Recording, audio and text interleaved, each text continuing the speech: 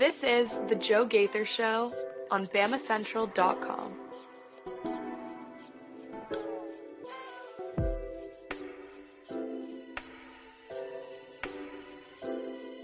Good afternoon, Tuscaloosa, internet world. West Alabama, how are you doing today? It is a Monday on the Joe Gaither Show on Bama Central. Hope you guys are having a great day. You're watching on YouTube, on Facebook, and on Twitter. You're listening to us on Spotify, on Apple Podcasts, or on Amazon. This is the Joe Gaither Show on Bama Central, a proud part of the Bama Central Broadcasting Network, along with our friends Blue Collar Unplugged with Blake Byler, Matthew Gibson, and the Crimson Chaos president, Jacob Pickle. You can tune into them as well on all the other platforms I just laid out. We're going to have, hopefully, a fun Monday, hopefully a good Monday for you guys today. You can jump into the show at Joe Gaither 6 on all your social media machines if you want to leave a comment, a question, a query, or complaint right there on the show at Joe Gaither 6, especially on Facebook, Twitter, and YouTube. But it's the same social media handle for any of the social medias that you like to use. We're going to have a fun Monday. First, I want to get an apology out of the way. I did not do a show on Friday. I was a bit overwhelmed with all the football content that came into our lap. We had Alabama basketball at noon on Friday with Coach Nate Oates previewing the Arkansas game, and then we rolled into Alabama's offensive coaches. You had Robert Gillespie, Chris Kapilovich, and we had Nick Sheridan and Jamarcus Shepard all up there on our YouTube page right now at Bama Central. You can subscribe to that YouTube page. It's where all of these shows are posted. If you miss any of our shows or you want to check out any of the interviews that we always do, it's at Bama Central on the YouTube channel. You can see all four of those coaches. You can see Tyler Booker, Justice Haynes, Jam Miller. You can see a little bit of Kendrick Law and a lot of quarterback Jalen Milrose. So we had a lot of fun on Friday hanging out with a lot of those football players and coaches, getting to know the offense a little bit. And so I was overwhelmed with content, and I didn't put out a show on Friday. I really apologize. I meant to put out a show late Friday night, early Saturday, and then I meant to do a show after the game on Saturday just to get one out of the way. But I guess I wasn't there. My brain wasn't there. So here we go. We're going to recap Friday, Saturday, Sunday, and really get you moving into NFL direction because there's a lot of NFL news. We'll do that for the end. But for the beginning, let's talk Alabama basketball as the Crimson Tide defeats the Arkansas Razorbacks 92-88 in overtime. Oh, my gosh. What was your heart doing during that game? Oh my gosh, what in the world is this team doing? Falling behind again, turning the basketball over, finding themselves in a 15-point hole, a 15-point deficit. Isn't that the largest lead for Arkansas? Yeah, it was at 15 points. Arkansas was up 36-21 in the first half. And you thought, what in the world is this team doing? Sleepwalking into the SEC tournament. Ended up with 8 turnovers in the first half, only 3 in the second half. The Crimson Tide battled in the second half and ultimately fought their way back. And goodness gracious, Latrell Wrightsell, welcome back to the lineup. 39 of the 45 minutes played. He had 20 points, 4 of 8 from beyond the arc, 3 rebounds, 2 assists, 2 steals, only the 1 turnover. Latrell Wrightsell is the secret sauce to this team, and I think that everybody has recognized that to this point. Now that we've been here, now that we've spent 2 weeks without him, you go 2 weeks without Latrell Wrightsell, and Alabama loses 3 out of 5 games to kind of close the regular season. And Coach Nate Oates steps up to the podium and says, "Oh, we would have won a league championship if we'd have had Latrell Wrightsell." And so I ask you, do you agree with Nate Oates? If you have Latrell Wrightsell, do you beat Kentucky on the road? I'm going to say no, because Kentucky really, really played well. You might have cut down on your turnovers, and that might have given you a chance to win the game. You played pretty atrocious defense up in Lexington, and they shot the lights out. They shot they shot your eyeballs out, Alabama, and put up 117 or so. I don't know. I think it would have been a closer game. I'm not sure that Alabama would have won up there in Lexington, but right here in Tuscaloosa, game day in town, Alabama and Tennessee. Would Alabama have beaten Tennessee right here in Coleman Coliseum with Latrell Wrightsell? The game was close. It was a tight ball game. I'm going to say, I'll say, yeah, because of the turnovers, Alabama turned the basketball over at too high a rate. And really, Alabama's guards Mark Sears and Aaron Estrada have looked tired through the last couple of weeks because of the load that they're carrying without Latrell Wrightsell. You bring him back on Saturday. Oh, you pull Rylan Griffin out of the lineup. So, no rest for the weary for you, Mark Sears and Aaron Estrada. But you get Wrightsell back, you've got the sharpshooter back, and you end up winning the ball game. I think that he shows you how important he is, and ideally you get Rylan Griffin back for this coming up Friday against probably the Florida Gators. You're gonna need him. We'll talk about the SEC tournament here in just a minute, but really resilient, gritty effort to close out the regular season for Alabama basketball, and then you needed it. You needed it because of everything that was going on around you. Now, you didn't get all the help that you needed. You really wanted to get that number 2 seed and avoid the Florida Gators in the Friday matchup, but you didn't, unfortunately, because Kentucky went on the road and beat Tennessee. Now, you can argue how much or how, you can argue how invested Tennessee was, but Dalton Knecht had his 40 points, so Tennessee wanted to win. It was a close game as well. I think Tennessee a little bit tired down the stretch, and once they had clinched the regular season, maybe didn't lay it all out on the line, but really Kentucky just showing you when Kentucky is max, when Kentucky is 100% Big Blue Nation, and when Reed Shepherd is going off, Antonio Reeves is going off, you've got, Onyensu is playing great defense. They're all over the place. I think when Kentucky is playing at 100% of their capacity, that they are the best team in this conference. They didn't win the league because they didn't play 100% of their capacity all season long, and they really played bad defense all season long. But when Kentucky decided to play some defense and really dig in on that side of the floor, watch out. I think that they are the most talented. They have the highest ceiling in this conference. Now, Tennessee, look, they're going to be in the conversation for the Final Four. Look, Alabama, you finished third in the league. And are you happy with that? Oh, if you asked us 3 weeks ago, you'd say no way because of where Alabama was in the conference standings. You're in first place, but you let it slip. But you take this step back, you look back. Oh my gosh, you do this. You take the view from 10,000 feet up. Alabama finishes 21-10 on the season. 13-5 in the SEC, and you think back to us in October, where the media was picking Alabama to finish 5th in the conference, and Nate Oates was kind of poking a little fun at the media for that. Alabama finishes 3rd, not 5th, so better than expected. Let's have a little levity. I know the end of the year didn't exactly work out the way that Alabama fans would have wanted, and I sense and feel that disappointment as well, but from where you started, from what you were dealt, the hand that you were dealt in preseason, to finish 13-5, to finish with a number 3 seed, you got the double bye. University of Alabama has never played on a Wednesday in the SEC tournament, but you got the double bye. You're playing Friday. I think, you got to be satisfied with where you are, especially considering the a couple layers of adversity through the season, with Rylan going out, now with Latrell going out, now with Rylan going out.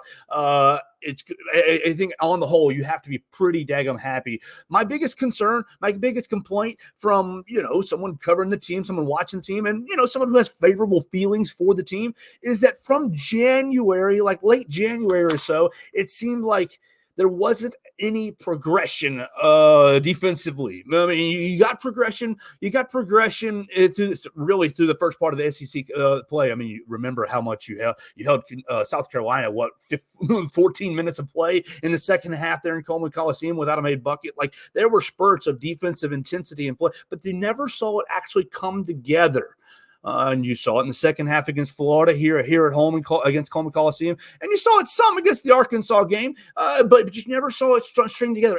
Alabama's biggest problem is on made buckets, they can't string together stops on the defensive end, and so you really wanted to see them take steps in that area, because the offense was the offense. The offense is, offense finished number 3 in KenPom. Is that what it finished in based on a little side, or did it finish number 1? Number 2. Alabama right now per KenPom has the number 2 offensive efficiency, right behind the Purdue Boilermakers, 126.1. So the offense is the offense. You flip to the defensive side, 102.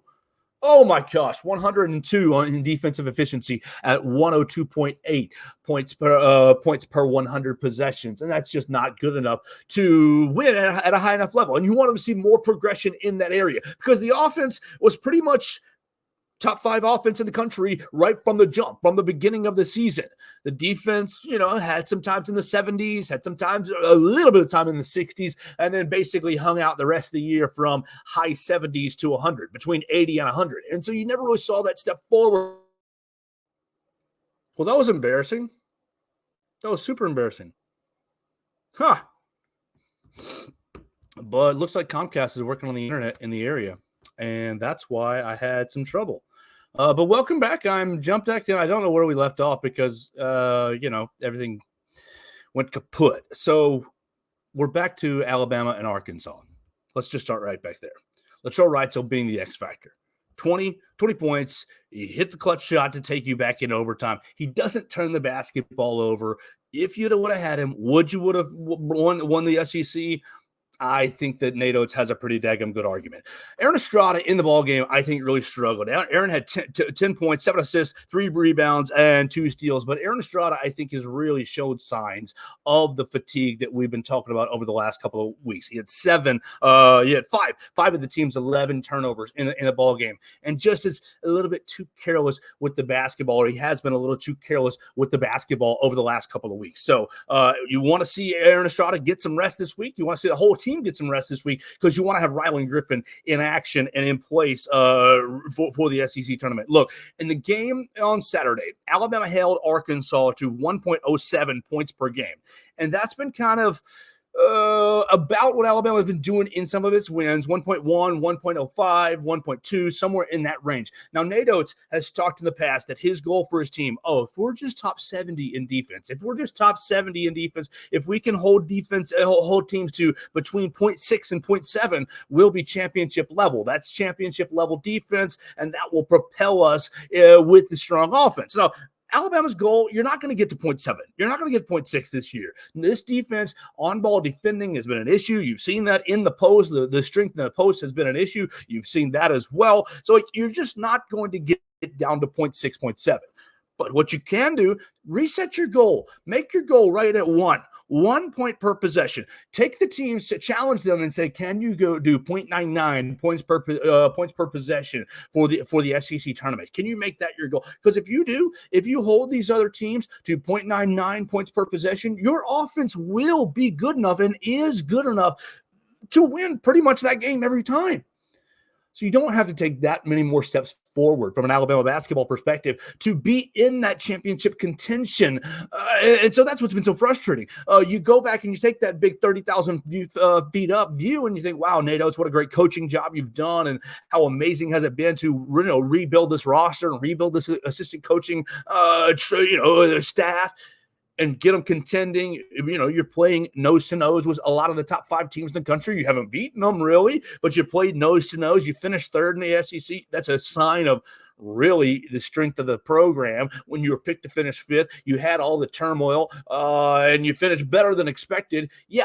You do have the disappointment of losing the SEC regular season title in the last couple of weeks when you were in the driver's seat. But take the context, take the circumstance of Latrell Wrightsell's injury, and then you just add that into what this team already struggles with, physicality, foul trouble, rotation issues, and turning the basketball over offensively. It just complicated things down the stretch, and we'll see. We'll see if they can really put together a strong SEC tournament run. Now, like we were saying, I don't know where we were cut off. I'm sorry about that. But Alabama does have a really, really hard draw. Alabama's got a hard draw in the SEC tournament. You're playing on that Friday night slate, so you're sitting around all day long. You're going to watch on Friday. You watch the winner of Mississippi State and LSU play, and I got Mississippi State. So you're going to watch Mississippi State and Tennessee on that Friday. Tennessee, I think, is going to win that game pretty easily. You're going to watch South Carolina, probably. South Carolina taking on Auburn, because I think Vanderbilt's going to beat Arkansas and end up taking on South Carolina on that Thursday day. So Alabama's going to get up there probably Thursday, watching these games, getting rested, getting settled in the hotel. You'll watch South Carolina and Auburn, and then you'll be watching watching Texas A&M and Kentucky the game before you. I think Texas A&M beats Ole Miss, and then you'll be squared away against Florida. Tough matchup. You didn't have Luttrell in the first matchup, and it went to overtime. It came down to the wire here in Tuscaloosa. Yeah, it was an overtime game, I believe, right here in Tuscaloosa. And you won, thankfully. Then you went down to Gainesville without Luttrell, and you got punked. You turned the basketball over a bunch of times. You let Florida get out into transition, and you got punked. And that became an issue, an overwhelming issue, a thematic issue with this team all year long on the road. Turning the basketball over, letting teams get easy buckets, and, combine that with average shooting, and you're going to put yourself in a big old hole, and you lost to Florida. So that Friday game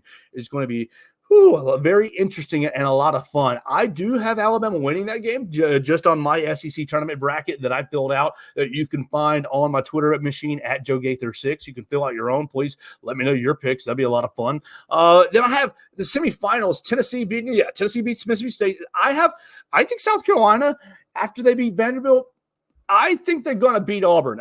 We've seen Bruce Pearl come up short numerous times. We've seen Bruce Pearl have poor tournament showings numerous times. And I think the South Carolina team is very, very hungry. I think the South Carolina team, their best quality is their competitiveness. And I think that the South Carolina team is going to come out and really give Auburn a game up there in Bridgestone Arena. And I think they're going to win. I've got South Carolina going to my semifinals on Saturday. I got Kentucky beating the brakes off of Texas A&M. And then I have Alabama winning a close game, a hard game with Florida. That's going to be a huge challenge. Then you've got the next semifinal Saturday is going to be a lot of fun. Tennessee, I've got Tennessee and South Carolina in that semifinal at noon Central Time. I got Tennessee winning that game. I just think that they are a better basketball team than South Carolina. Obviously, that they split through the season. I think Tennessee is going to want to prove that they're a better team and get that 2-1 advantage over South Carolina and advance to Championship Sunday. Now, look,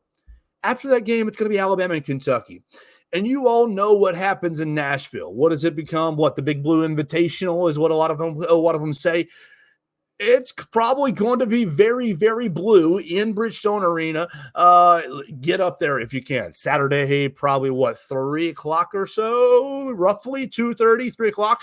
So get up there if you can.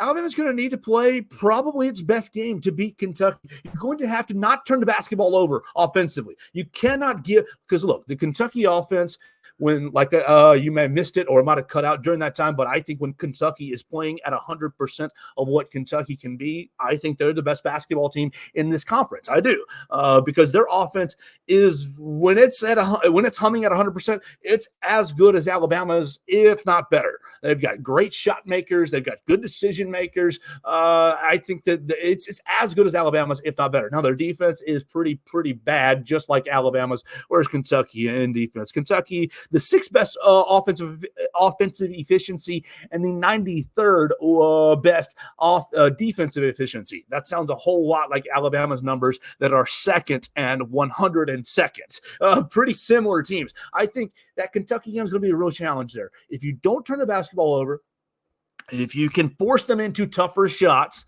and really maybe you got to win the rebounding battle. Honestly, you have to win the rebounding battle. Hopefully you can get Onyenso into foul trouble so that affects Kentucky's defense. In my bracket, I picked Kentucky to win. I do. I mean, would I love to see Alabama win, and so I can hang around till Sunday? Absolutely, and cover that championship game 100%. But I think Kentucky's going to beat Alabama on that Saturday day, and to set up a round 3 of Tennessee and Kentucky Sunday, championship Sunday at noon, and that'll be the rubber match for that rivalry. Tennessee winning in Rupp Arena and Kentucky winning this past Saturday over there in what is their arena? Goodness gracious, Thompson Bowling Arena in Tennessee. Both teams winning on the other's home floor. I think Kentucky wins. I think Kentucky is just playing as hot as they can be, as hot as they have been. They've been building a lot of momentum. And I got Kentucky winning the SEC tournament. That's kind of the way I see that playing out. Now, would I love to be wrong and see Alabama beat Kentucky on that Saturday? Absolutely. But the Crimson Tide's pretty much going to have to focus on the Friday matchup first. Florida is not going to be easy. Maybe you get an upset. Highly, highly unlikely that you get an upset for Georgia or Missouri upsetting Florida. I would say highly unlikely that taking place. It's going to be a tough road. Now, let's think about this from the flip side. Would it be better? Now, this is a hard angle to take. Would it be better for Alabama to just lose that Friday night and go out? Just go out, come back home on Saturday, and you have selection Sunday, and you're thinking, oh, no, Joe, no, of course you want to go win a game. Absolutely you do. But think about it. Would it be a better thing for this basketball team to lose to a Florida, Missouri, or Georgia, whoever the case may be, on that Friday, and then come home Saturday, and you get that whole week's rest until you're playing on the Thursday or Friday first round in the NCAA tournament? Now, we've talked about this team looking tired. We've talked about Ryland, the importance of Ryland getting back into the fold. Hopefully you'll have him back for the SEC tournament. And Luttrell looks like he's close to 100%. He looked pretty daggum good on Saturday, playing 39 minutes. Now he looks like he's back into the fold, but more rest the better. Aaron Estrada, I do think that he looks tired. I think that a lot of the turnovers that he has that he has forced, or that have gone on his record, have been a symptom, or have been basically a product of being tired, of not being as crisp, not being as 100%. And Mark Sears the same way. Now, Mark has been a tank. Mark is a tank, and he had 22 points on Saturday again for Alabama, 3 of 7 from beyond the arc, six assists, no turnovers for Mark. Now, he's a tank. I do think that it could serve him a little better to get some rest. I think the whole team needs some rest. So you get the 6 days, the 5 days in between the Arkansas game and the Friday game in that first round. Would you be better served playing the one game, losing, and taking 4 or 5 days rest between that first round? You're going to be a 4 seed? You're probably going to be traveling to Washington or Brooklyn. You're probably going to be traveling somewhere, not Memphis and not Charlotte, the way we wanted to. Unfortunately so. You're going to be taking a long flight somewhere. It's going to be a hard weekend. It's much more prestigious to advance further in the NCAA tournament. Would you sacrifice a strong SEC tournament showing if it meant that Alabama was 100% health, 100% rest going into the NCAA tournament? It's a hard question for me. It's a hard question to decide because, look, the selfish side of me, you don't want to let any game go. You don't want to let any opportunity to prove yourself go. You go out to Florida, you go out that first day game to Florida, and thus you lose the season series. You lose the season series, and you're on that 4 line. Do you fall to the 5 line? How important is the SEC tournament for seeding in the NCAA tournament? Some people argue that it doesn't matter at all. A lot of these seedings basically are locked into place before conference tournament starts, and I think there's some merit to that. But if you have a bad showing, if you just go out there and let's say you lose by 20 again to Florida, not good. Does that doubt tend to creep in? You don't want your last performance to be a bad performance going into the NCAA tournament. I think that there is merit to suggest, the rest is valuable. But I think this Alabama team, it would be better for them to play at a game at 100%, to play a game at, hey, this is what this is what average defense looks like through a 40-minute game. This is what a team looks like that doesn't turn the basketball over 10 times in a game, that doesn't, that's not having some of its main components foul out throughout the rest and get into foul trouble. I mean, Grant, goodness gracious, Grant, you just got to stay out of foul trouble, my man. You got to be on the court to help Alabama. And I know you're not really a 5-man. You're getting asked to be playing out of position because you don't really have a formidable 5-man. But you just got to play without fouling. So I think I'd rather see Alabama basketball, find its peak or find its ascension, start ascending in this SEC tournament rather than go out. I mean, the rest would be valuable.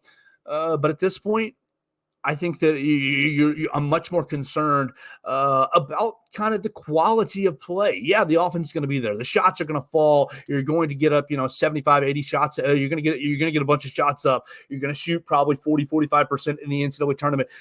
do you have the defensive intensity to get the key stops, to not turn the basket, be intentional with the basketball and not turn it over? It's going to be really interesting to see that this coming up week in the SEC tournament, as it's basically one and done. Everything becomes one and done from here on out. You've got 2 lives left. You got the 1 life left in the SEC tournament, and you've got 1 more life left in the NCAA tournament. You lose it, you're gone, and the season's over. And we'll see what happens with that. Now, let's move into just real quickly senior day. Alabama honored 1, 2, 3, 4, 5. Honored 6 seniors, including Max Stradowski. So Max goes first, the walk-on. Everybody cheers him, and you're going to send Max Stradowski on into the great real world. But what about the other 5 scholarship players? Aaron Estrada is out of eligibility. Graduated. We thank you for your service. Great job here. Let's see how far we can go together for this last couple of weeks. But he cannot come back. Aaron Estrada cannot continue playing college basketball. The rest of the other 4, Grant Nelson, Mark Sears, Nick Pringle, Latrell Reitzel, all seemingly have an extra year of eligibility, another year of eligibility that I cannot keep track of. I honestly thought that this year was the final year of COVID eligibility for some of these guys, for some of the extra years. But I guess that, I trust the people that keep track of this. I trust the people that tell me that Grant Nelson and Mark Sears and Nick Pringle and Latrell Reitzel have another year of eligibility. And so that's with those circumstances being laid out, let's talk about who might come back and who might be departing. I think the Mark Sears, obviously that's the big name. Mark Sears, I think, returns to the team because you talk about, Mark Sears projecting to the NBA. He's probably not going to be a first or second round pick. He's probably a camp invite, a G League type player, very similar to where Jaden Shackelford kind of landed with the Oklahoma City Thunder, or kind of like Keon Ellis landed with the Sacramento Kings. I think he's kind of on that fringe. Do you go into the NBA G League and play in that fringe, play in the basically minor leagues, play with the J.D. Davisons and where he's playing with the Celtics? Or do you say, you know what, I'm going to come back to Alabama where I'm hero worshipped. I'll take my, whatever the case may be, NIL deal. I don't even want to throw out a number because I don't have a good ballpark for what it might be, but he's going to get a fine NIL deal, I'm sure. I'll take my NIL deal and I'll play 1 more year with the Crimson Tide and basically be hero worshipped and try to make another big run. And look, you go Mark Sears 3 years in a row of being in this backcourt, you become one of the premier players in the Nate Oates era.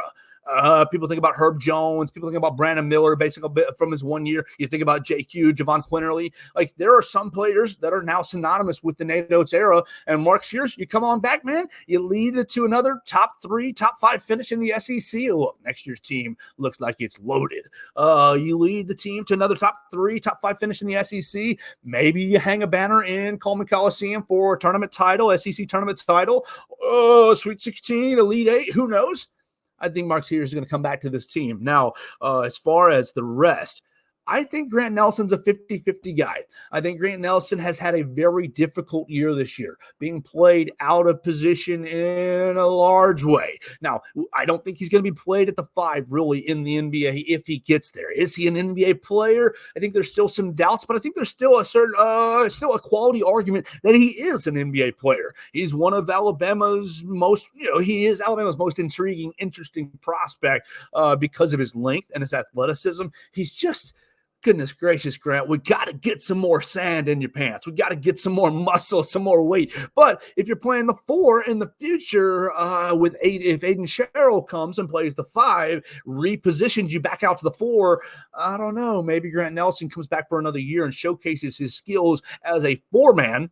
And gets in the weight room. I think that could benefit him. I think Grant Nelson is a 50-50 guy, whether he stays or whether he goes. Now, Nick Pringle, unfortunately, I think Nick Pringle is going to be seeking greener pastures, seeking other opportunities if he wants to continue playing college basketball. I think Nick Pringle has been a severely underrated member of this basketball team, and really you need his skill sets. You need his toughness. If you don't have it, granted, we've complained about his foul trouble trouble all year long. But if you don't have his toughness and really his ability inside, you're even worse off on the defensive end. So I appreciate what Nick Pringle has done for this team, but you do have to have a little bit of turnover to bring these three incoming players in for the new class. I think Nick Pringle is going to be one of those guys that goes and leaves elsewhere. Now, Latrell Reitzel's another 50-50 guy, but I think Latrell comes back to Alabama because Latrell has shown you how, he's an amazing shooter. He just went 100% from the free throw line. You go out and shoot 27 free throws, whether you're the best shooter in your high school class or what. You're the best shooter in your church rec league. You're not making 27 free throws in a row throughout the course of a season. He went undeterred from the free throw line. I would love to have Latrell Reitzel back because I think that he is really, we addressed it earlier. I think he's the secret. So he gives you toughness on ball defending that you need. Ryland gives you that, but past Ryland, who do you have else that you can say, hey, go guard somebody? I think Latrell's that second guy that you send out there to shut somebody down or to stay glued to someone. And then you trust Latrell with the basketball. All these turnover issues that you've had, I think I'd love to see Latrell get a little more run and protect the basketball a little bit further. So, look, I think that Estrada, unfortunately, out of eligibility. Nick Pringle, I think he's going to be gone. Mark Sears, I think he's coming back. Grant Nelson is a 50-50 guy. I think Latrell Reitzel is going to be coming back as well. So you got a great, you're looking at, barring changes in the transfer portal, you're looking at having a really, really good team for this Alabama basketball team with Aiden Sherrill, with Darian Reed, and Nas Cunningham, I think is the third member of the 2024 class. Top 10 class coming back into Alabama. So I remind you, while the disappointment I think is okay to feel, you had the championship won, you had the league title won, and you let it slip. But you need to also, in one hand hold the disappointment, but in the other hand hold the appreciation for, wow, look how far you've come. Look, you're about to go into Selection Sunday without a worry in the world, without a stress. Look, I watched some of the small conference tournaments this past weekend. Didn't even care that Indiana State lost its conference championship game, and might be bubble bursted for somebody else. Alabama firmly in. Thank you so much, NATO, for getting you there. Now, the All-SEC team was released today by the conference office, and Mark Sears was the only honoree. First team All-SEC for Mark Sears, obvious selection. You had Dalton Knecht win SEC Player of the Year, obvious choice. You had Lamont Parrish win Coach of the Year at South Carolina, obvious choice. I don't really have any issue with anybody. Look, I think you have arguments for Estrada. I think you probably have arguments for Grant Nelson, but there just wasn't enough consistency for those players compared to the rest of the league. Look, you had Reed Shepard win Freshman of the Year. You had Rob Dillingham win Sixth Man of the Year, and Zakai Ziegler winning Defensive Player of the Year. You look at the all-defensive team. I almost made this joke on Twitter, but you had Janai Broome, Cameron Matthews of Mississippi State, Jonas Adu of Tennessee, Zakai Ziegler of Tennessee, and Anderson Garcia of Texas A&M all make first-team all-defense. And I was like, where's the Alabama guy? I mean, Ryland's a good defender. He is. But when your defense is 102nd in the nation in defensive efficiency, you ain't going to get anybody honored on the SEC all-defensive team. So that's kind of the basketball look of the last couple of days. You've got the win over Arkansas. You finished third, and yes, you're happy. Goodness gracious. Alabama put you through the ringer on Saturday with the win, going down 15 and digging their way back into the game against a team that you were a 16.5-point favorite. And I foolishly let a friend of mine talk me into taking my public stance on the Alabama and 16.5. Look, I knew it. I knew it was a trap. I knew 16.5. Arkansas plus 16.5 was the bet, but I let somebody talk me into Alabama minus the 16.5. And while it didn't hurt me too bad, I am mad at myself that I didn't stick with my gut. I thought that game was going to be close for no stupid reason, and it was because Musselman they wanted to bring it against Alabama. Always love beating Eric Musselman. All right, let's get moving here. Let's keep it moving here. We got two more real topics to discuss. I want to talk recruiting, Alabama football recruiting, because they got two big wins over the weekend. And I want to talk NFL news because today started NFL free agency, and we're only going to talk NFL news through the eyes of Alabama football. We're going to talk about it as it pertains to some of our Alabama guys in the NFL. Let's go ahead and talk about that first. Let's talk about the NFL guys. Josh Jacobs and Xavier McKinney are now dead to me. Both guys. Just kidding. We appreciate them. Josh Jacobs and Xavier McKinney both signing contracts with the Green Bay Packers. Look, the Green Bay Packers, the Alabama to Green Bay Packers real pipeline or connection has been strong throughout the years. Bart Starr, Clinton Dix, Eddie Lacy of late. You've seen a lot of Alabama players go up there. And Josh Jacobs, he goes to Green Bay. I love Matt LaFleur's offense, even though I hate Green Bay. His offense is art in motion. The way he calls offense, the way he gets under center, they do zone stretch. They play action pass. They do a lot of screens. They do a lot of eye candy, a lot of motions, and really keep the defense's eyes in different places. And so I think that Josh Jacobs is going to be a great fit. The Packers are letting Aaron Jones go. They couldn't agree to a contract extension. So Josh Jacobs is going to be the dude in Green Bay. It's going to be Josh Jacobs, and it's going to be what? Who's the kid? A.J. Dillon, the backup for Green Bay. And he's going to be a good little backup, giving you a hammer. But Josh Jacobs is a 3-down back. And so it's going to be, I think that his fit in Green Bay is really, really good. I might hate it from a personal standpoint because it's going to mean that Green Bay is going to be very good offensively again. But I think his fit in Green Bay with that, look, you got Jordan Love, who is, let's be honest, an ascending quarterback. He is. He's not a great quarterback, but he's not bad. He showed signs of ascension last year, and I think he'll continue to do that under the Matt LaFleur system. But what do you need? What do you give a young quarterback who's gaining experience, who needs a little bit of a security blanket? A great running back, and Josh Jacobs is that. He's been to the Pro Bowl. He's been an All-Pro player. I think the Raiders are, raidering out, letting him leave, and it stinks from my perspective as a Bears fan watching it happen because I'll have to cheer against Josh Jacobs from a personal level. Now, on the defensive side of the ball, the Packers got better again with Xavier McKinney.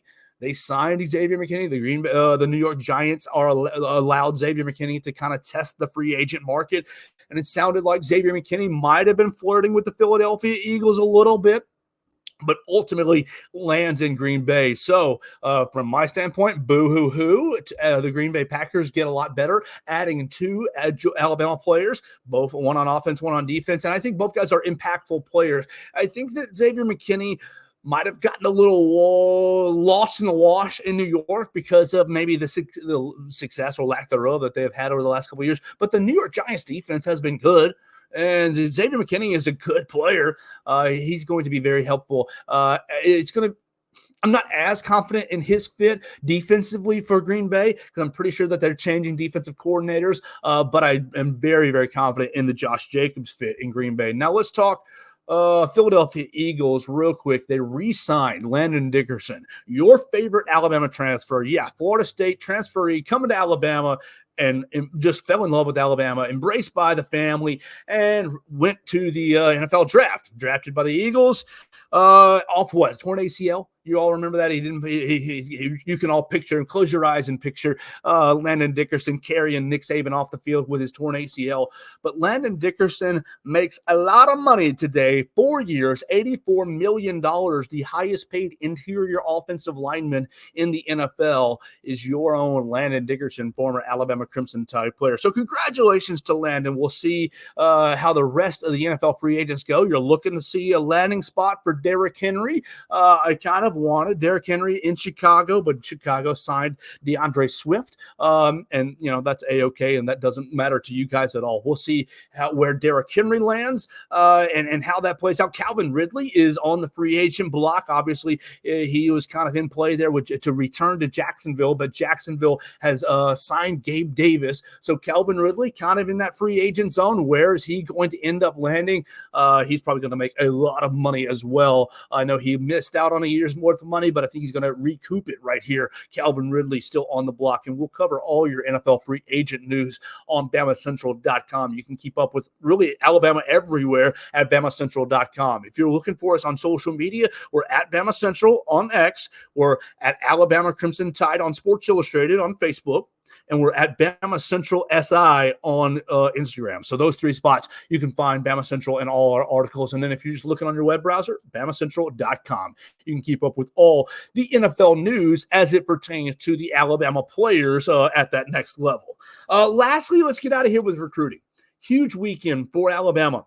You had, 60, 70, you had over 70 recruits, according to Courtney Morgan, the new general manager for the Alabama Crimson Tide, and I'm loving that role. I think that it's great to have one person, one voice kind of saying this is what's going on with roster management, and it takes it look, Kalen DeBoer is probably heavily involved. Let's not be naive.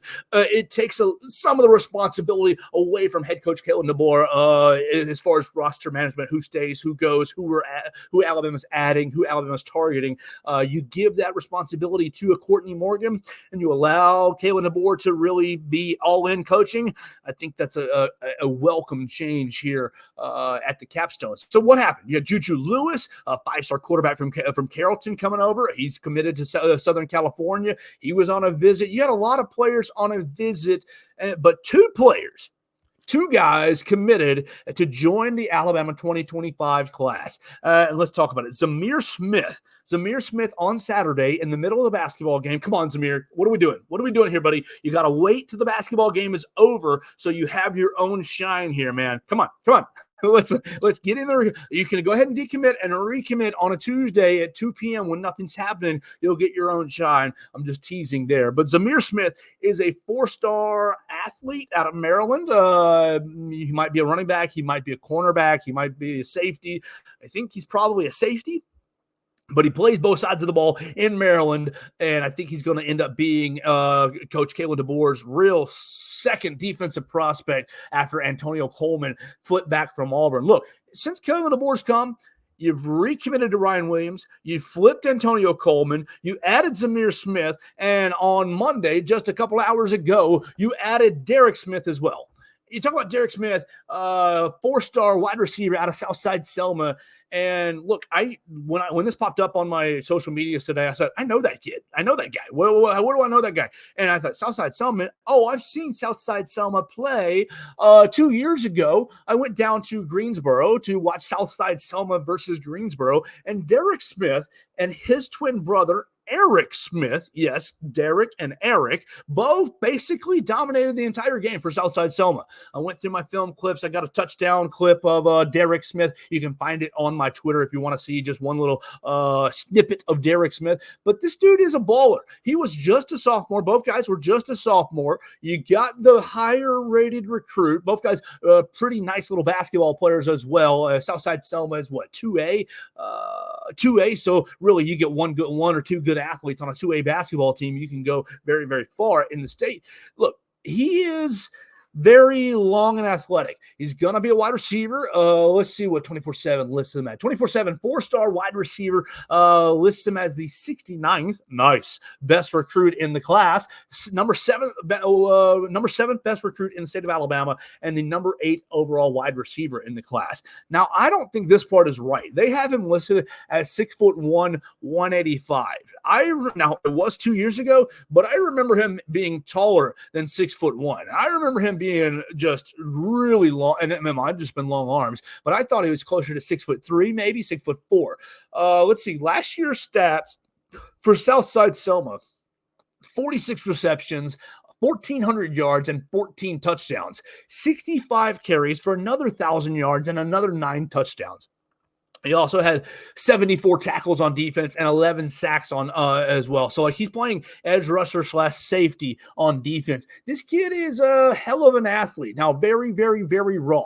You're going to see him need to develop further just the technical skills to play wide receiver at the next level, at the college level. But as far as a 2A high school athlete, oh, man, he's a difference maker. And so I was very privileged to see him 2 years ago down at Greensboro, and hopefully we'll be privileged enough enough to see him again this coming season, his senior year at Southside Selma. Alabama now with 5 total commits in the class, and great for them. Great for you're moving. You're starting to move. You had what, 6?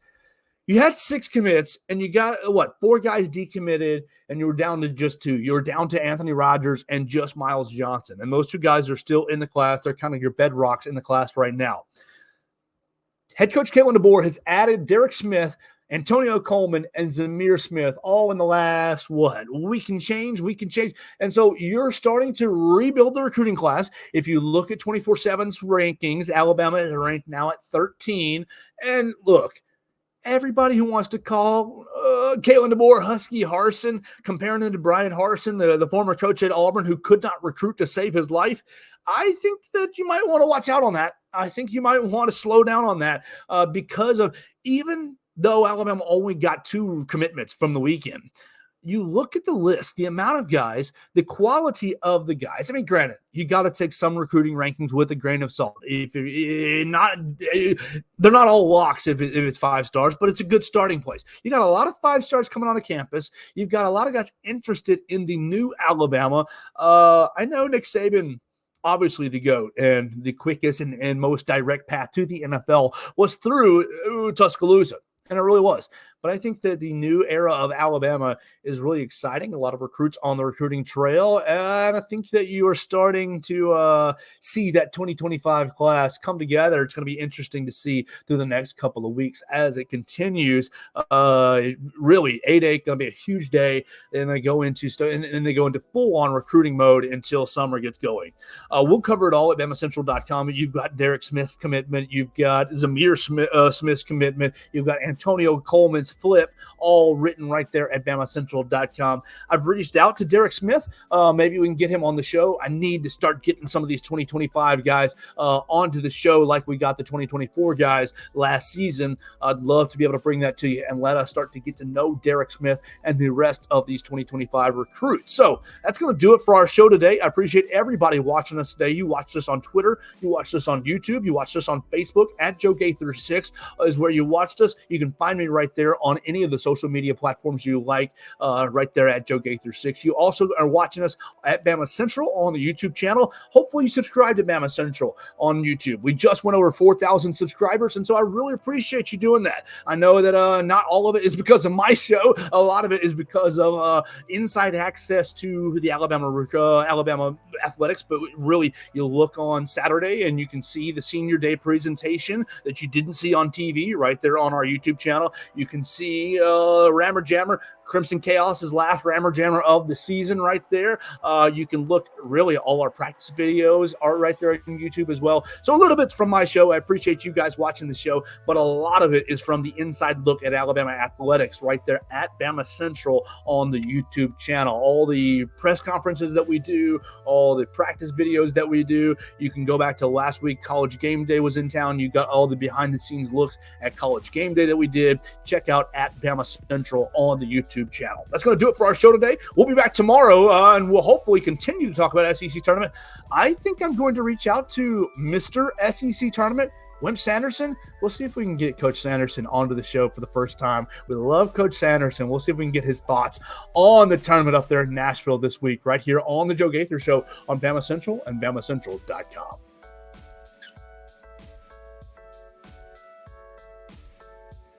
Thanks for joining us on today's edition of the Joe Gaither Show on Bama Central. Keep up with Joe on all his social media pages at Joe Gaither 6. Subscribe, rate, and review the show on Spotify and Apple Podcasts, and be sure to read us daily at BamaCentral.com.